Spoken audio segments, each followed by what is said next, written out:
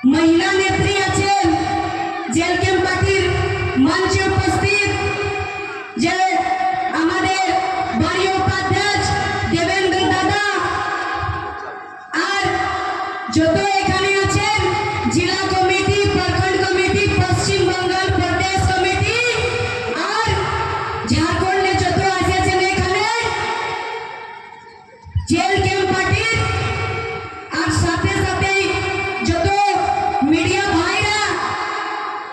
আর এখন আমি যার নাম নিতে যাচ্ছি ওয়ানিদের সাহেব পরিচয় দিতে হবে না কেন কি ওদের নামটাই কাফি টাইগার জয়রাম দাদা এই মঞ্চে উপস্থিত আছেন তো সবাইকে আমার একসাথে জোহার নমস্কার প্রণাম আর সাথে সাথে আমি জোহার করছি যে জয়রাম দাদা অঙ্গরক্ষক যে কি জয়রাম দাদাকে স্বাস্থ্য রাখেন কোথাও জয়রাম দাদা যান তো সুরক্ষা দেন ওনাকে আমি প্রণাম জানাচ্ছি জোহার তো আজকে আমি বলবো কম সময়টুকু বলবো কেন কি জয়রাম দাদা আছেন ফির তারপরে মা কাকিরা যাতে লাগো কেন কি ভাত রাঁধতে হবে সবাইকে আমি একটা কথা বলছি এখন 23 তারিখে কি হচ্ছে ভোট আসছে ভোট পড়ো যেটা কি বিধানসভা 5 বছরে একবার ভোট হয় বিধানসভা চুনাবে বিধায়ক এখন আমি আপনাদেরকে একটা চিজ বাতাচ্ছি যে কি বিধায়ক মানেটা কি সাধারণ ভাষা সাধারণ বলি চালি ভাষায় আমি সমঝাচ্ছি যেমন কি আপনাদের পরিবার পরিবার তো সবার আছে আছে না সবার পরিবার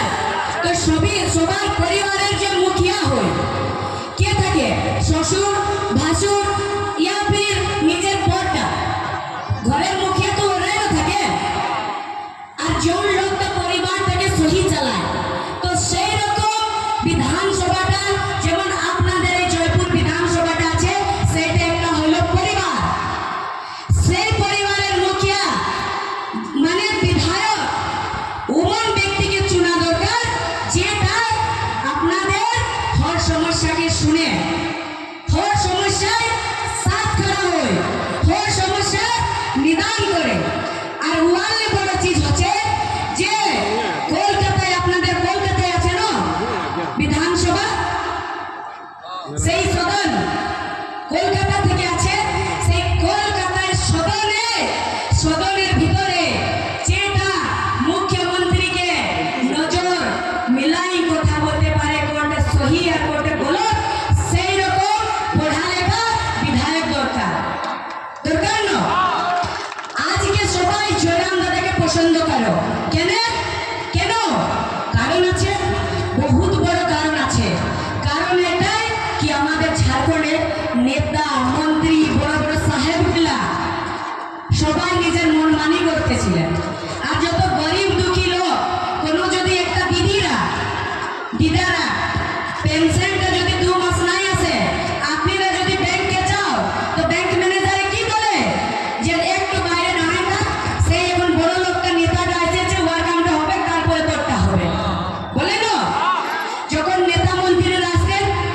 ওরা বসে ওয়ারকে আমরা সেবা করি চুনাও আগে চুনাও পেরাবার পরে কেউ না কিন্তু এই যে জয়রাম দাদা ঝাড়খণ্ডে ও চিজকার আওয়াজ উঠালেন আওয়াজ এই জন্য উঠান যে আমরা যদি ভোট দিচ্ছি তো আমরা সবাই সমান আপনি যদি নেতা বলছেন তো সর্বপ্রথম আপনাকে আমাদের সমস্যা দেখতে হবে যত ভিআইপি কালচার মানে বড় বড় নেতাগুলো আসলে ভিআইপি হয়ে আসতেন না কিন্তু সেই ভিআইপি কালচার থেকে যে নেতাগুলো বড় বড় নেতা পাবলিকের সাথে কেউ মিলতেন না সেই নেতাগুলোকে জমিনে এনে বসাবার কাজ করেছেন এই জয়রাম দাদা কেন কি জয়রাম দাদা একটা সাধারণ মানুষের এরকম থাকেন এখানে মঞ্চে বসে আছেন লাগছে কি আপনাদের পাশে একটা কেউ বিধায়ক আছেন লাগছে আওয়াজই নেই আসছে আপনাদের জয়রাম দাদার যদি আওয়াজ শুনতে আসেছো তো জয়রাম দাদার এরকম আওয়াজ বার করাও তাইলে জয়রাম দাদার এরকম বলতে পারবে খালি জয়রাম দাদার ভাষণ শুনলে না হবে জয়রাম দাদার এরকম কাজ করতে